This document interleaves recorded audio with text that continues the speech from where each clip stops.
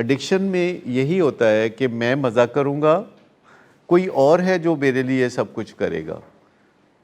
तो फिर होता क्या है कि वो मज़ा करता है और कोई और होता है जो उसके लिए सब कुछ करता है, और उस सब कुछ को जो कि वो करता है क्या कहते हैं? एनेबलिंग कहते हैं।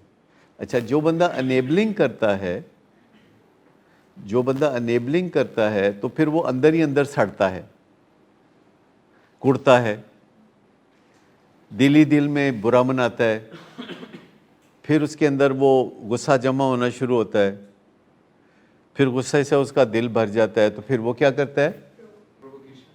प्रोवोकेशन करता है ना, प्रोवोकिंग करता है।